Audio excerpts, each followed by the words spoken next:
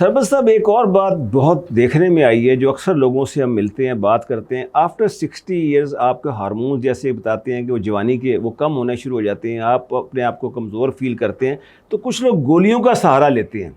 गोलियां नॉर्मली लोग यूज़ करते हैं जवान रहने के लिए। आप क्या समझते हैं कि क्या गोलियां ज़रूरी हैं, या गोलियों के बजाय कोई और तरीकाकार है जिसकी वजह से जवान आदमी रह सकता है? देखिए, अगर आप एक्सरसाइज करते हैं, वॉक एक्सरसाइज मुकम्मल एक्सरसाइज नहीं है, वॉक करनी चाहिए।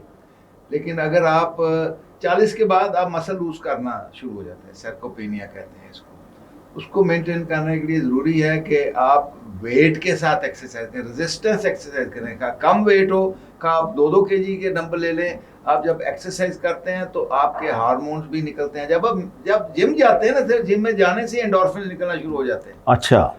जिम में सिर्फ जाने से, गपशप करने से ही, जिम में एंट्री का सोचते ही आपके पॉजिटिव हार्मोन्स निकलने शुरू हो जाते हैं।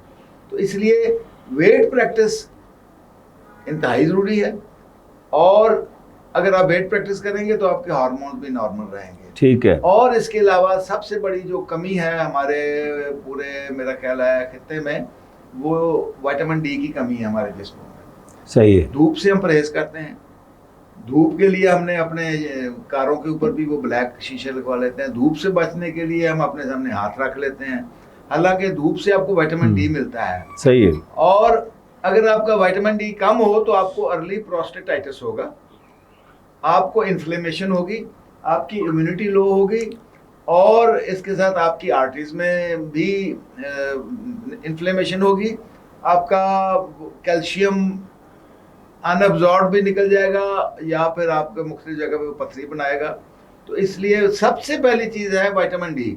विटामिन डी की कमी ऐसे ही है जैसे आप एक धूप के पौधे को अंधेरे में रख दें और 15 दिन के बाद जाके उसकी जो शक्ल देखें, मुरझा जाएगा चलता है वो, उसमें विटामिन डी की कमी। तो डी सबसे पहले पूरा करें, उसके बाद खुराक अच्छी रखें। लाजमी नहीं कि आप सप्लीमेंट और मल्टीविटामिन खाएं, लेकिन डी बहुत कम हम लेते हैं।